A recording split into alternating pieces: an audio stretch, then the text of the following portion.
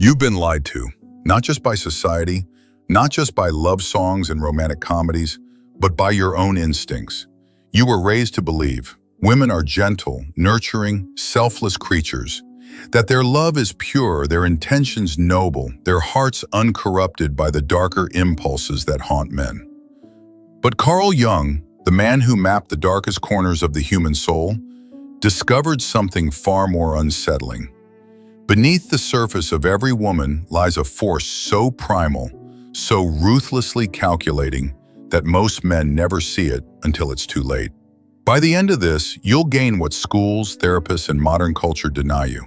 The ability to predict female behavior, shield yourself from emotional warfare, and reclaim the power you've lost to a game you never knew you were playing.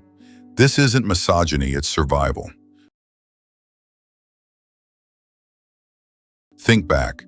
Have you ever met a woman who seemed perfect, kind, devoted, achingly vulnerable, only to watch her transform into someone cold, indifferent, even cruel when you needed her most? That wasn't a coincidence. That wasn't just how people are. That was Jung's shadow at work, the hidden self. She spent a lifetime disguising even from herself. You felt it. The whiplash of a woman who adored you one day and discarded you the next.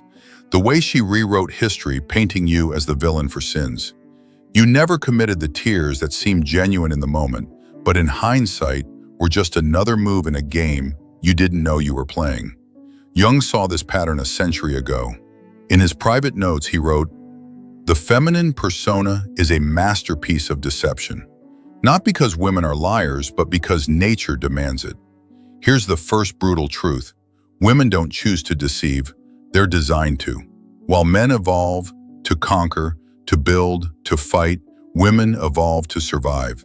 And survival for them has always depended on their ability to navigate male psychology. That's why a woman's love is never unconditional. It's a transaction, a negotiation, a biological contract where your utility determines your worth."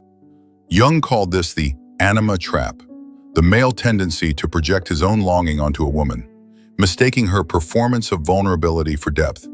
And that's where the horror sets in, because the woman you loved wasn't real. She was a mirror reflecting back whatever version of herself would keep you invested. When you were strong, she was devoted. When you showed weakness, she recoiled.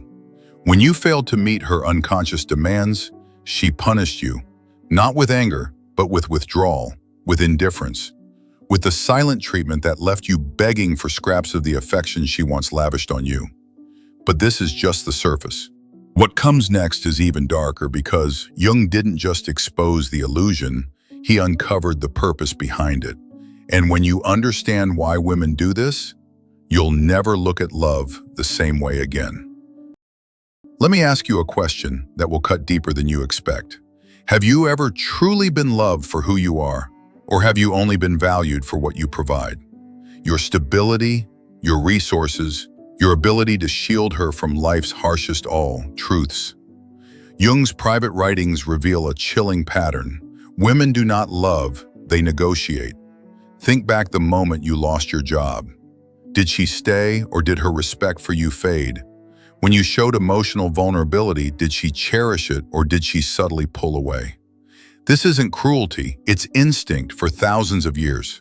Women who prioritize survival over sentiment outlived those who didn't, and that Darwinian truth still governs female attraction today.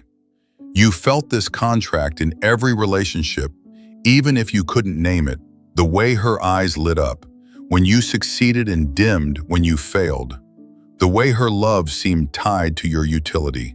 Jung called this the maternal bargain. A woman's unconscious ability to assess a man's genetic and social value, then adjust her loyalty accordingly. Here's the brutal part. She doesn't even know she's doing it.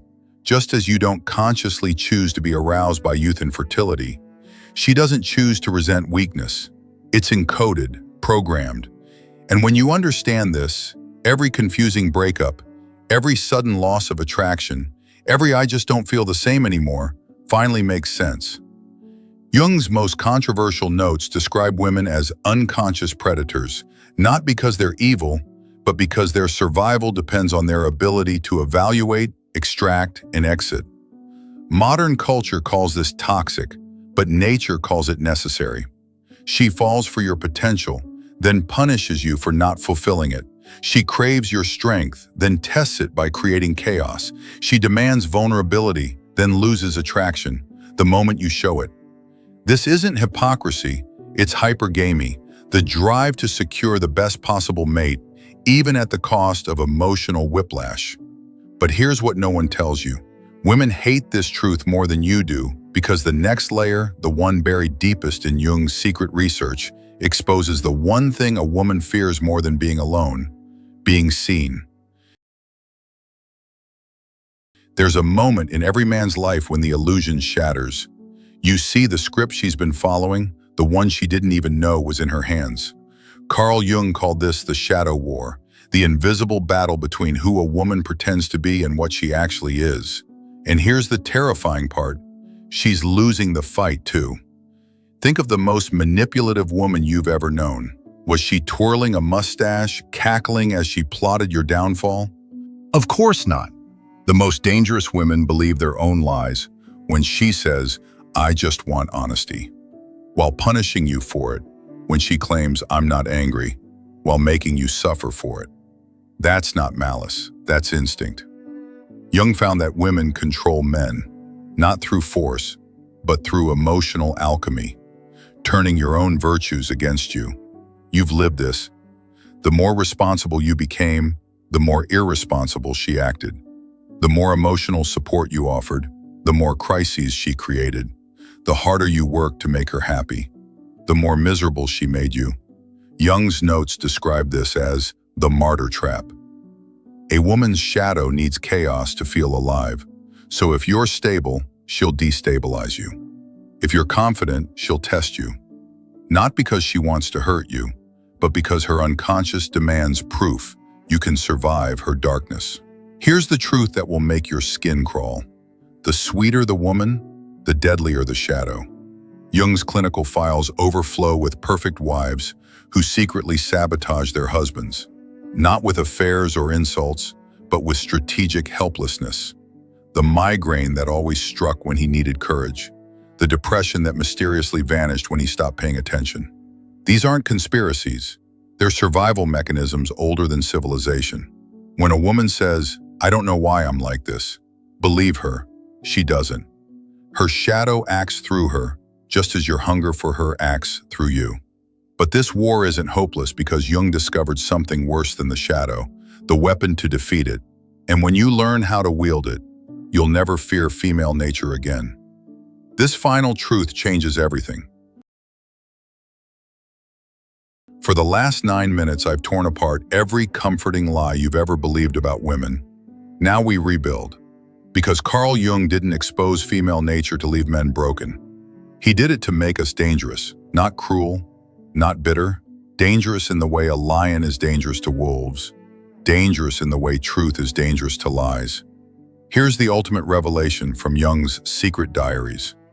A man who understands female nature cannot be controlled by it. Here is the first law: become her mirror. Women don't change for lectures, they change for consequences. Jung's breakthrough was realizing that a woman's shadow only respects what it cannot manipulate. When she creates chaos, become still. When she plays victim, become indifferent. When she tests, you become unreachable. Not as punishment, as physics. Just as light bends around a black hole, female nature bends around unshakable male resolve. Here is the second law: outsource nothing. Your grandfathers knew this truth instinctively. Never let a woman be your therapist, your purpose, or your moral compass. Jung proved why the moment you outsource your emotional oxygen to a woman, she must suffocate you to survive.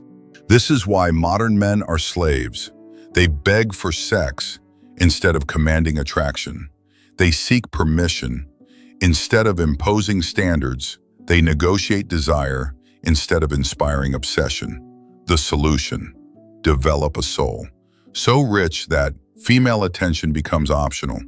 Here's the final law: weaponize your shadow. Jung's most forbidden teaching: a man's power comes not from avoiding darkness, but from wielding it. That rage you suppress, channel it into discipline. That lust you deny, transform it into creative force. That fear of being alone, burn it into self-sufficiency.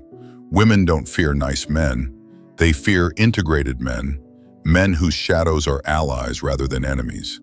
For centuries, this knowledge was reserved for kings, warriors, and the occasional rogue philosopher. Now it's yours. The question isn't whether you'll use it, but how soon. The world needs dangerous men now, more than ever.